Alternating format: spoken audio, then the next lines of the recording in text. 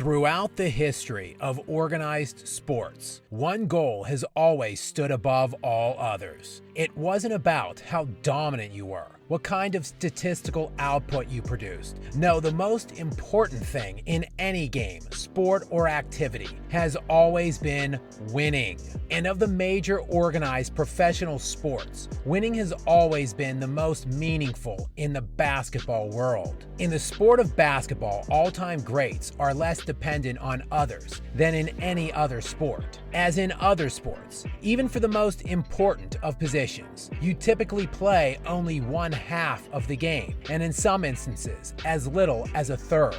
In basketball, however, great players are singularly in control of their own destiny substantially more than in any other sport. You can be on the court every minute of the game. You have the ability to dominate the ball from a usage standpoint, and you can significantly impose your will, both offensively and defensively. No, make no mistake, in professional basketball history, the burden of winning fell heavier on the all-time greats than in any other sport. Therefore, winning was the most important metric to determining all-time hierarchical individual greatness. Of course, we're talking about the GOAT, greatest player of all time. A debate waging in barbershops, street courts, and bars since the dawn of basketball history. A debate that continues to this day on national airwaves and all the way down to every 16-year-old on Twitter.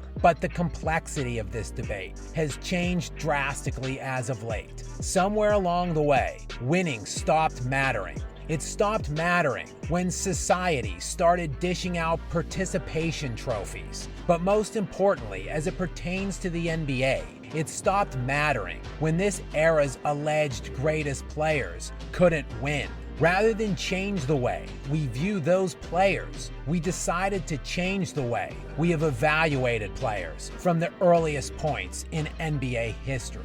And the importance of winning, and winning a significant amount of titles, began almost as early as the sport of basketball itself. Professional basketball has roots dating back in the United States of America as early as 1947. The first dynastic team rose to prominence when the Minneapolis Lakers, led by George Mikan, won their first championship in 1950, starting a run of 5 championships over the next 6 years. Then, in 1957, the greatest dynasty in basketball history would begin, with Bill Russell's Boston Celtics winning their first championship. From that 1957 season, and spanning all the way through 1969, the Celtics won 11 of the next 13 NBA titles, with Bill Russell winning 5 league MVPs along the way.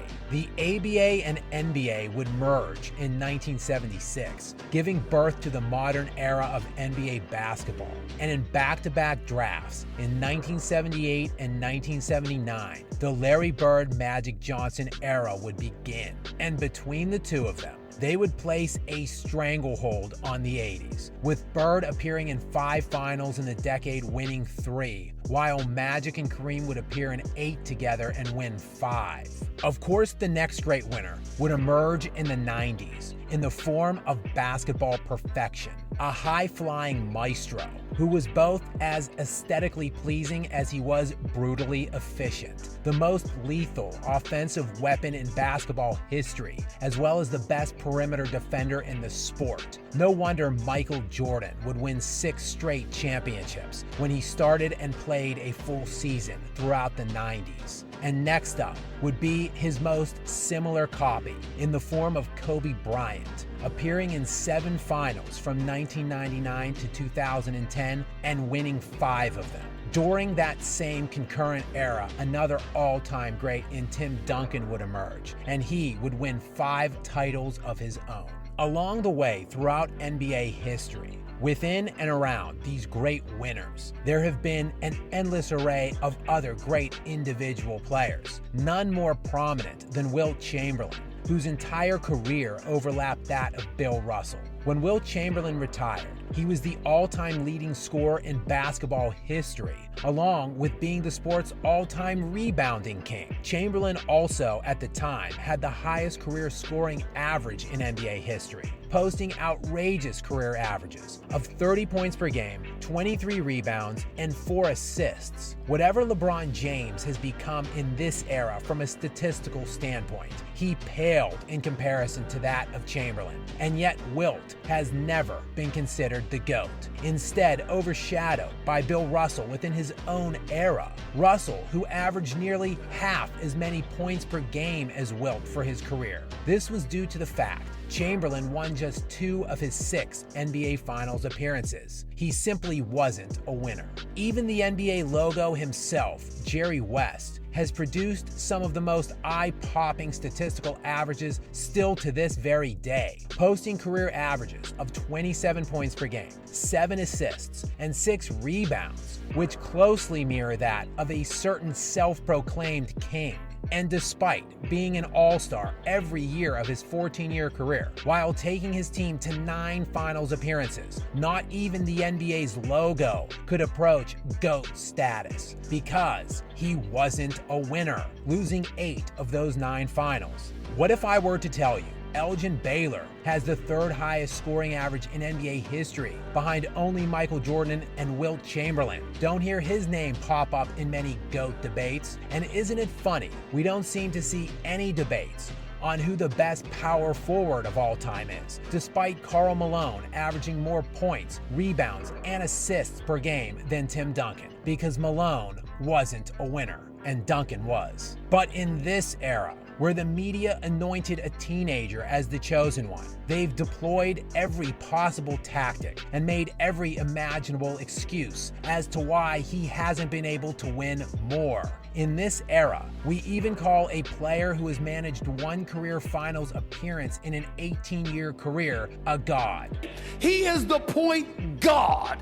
Honestly, LeBron James's statistical accomplishments should not be washed away, just like Wilt Chamberlain shouldn't be, or Jerry West, or Karl Malone for that matter. And LeBron does have 4 championships, but he has also lost 6 of the 10 finals he has appeared in. He has a 22-33 career finals record. Those things cannot be washed away either, not with the vast historical precedents we have of hoisting up the winners above the rest. James has team jumped 3 times in his career to stack his roster and maximize his winning potential. He has played with, at the very least, as many elite, high-end Hall of Famers and perennial all-stars as any of the other all-time greats, if not more. This is while LeBron has played longer, and in many cases, substantially longer, than mostly all of the other greats he is compared with. His 1,703 total games played in the regular season and playoffs is 137 more than Kobe Bryant, 452 more than Michael Jordan,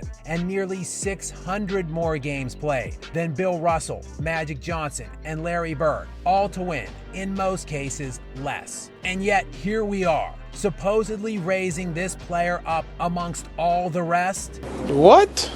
In an era where he didn't even produce the most dominant dynastic team. The Golden State Warriors are the greatest dynasty of the LeBron James era, going to 6 finals in 8 years, right in the heart of LeBron's prime, winning 4 titles and beating James head-to-head for 3 of those 4 rings. Is this your game? James has not been the winningest player of this era. He has not produced the most dominant team. And despite his collection of longevity stats, he isn't even the most individually dominant. Kevin Durant has the highest scoring average of the LeBron era. Kevin Durant has led the league in scoring 4 times. LeBron James has led the NBA in scoring once in 20 years. And he's led the NBA in assists once in 20 years. Russell Westbrook, in this same era, has 2 career scoring crowns and is a 3-time assist leader, while averaging a triple-double for a season 4 times. LeBron James's career statistical achievements, coupled with the totality of his resume,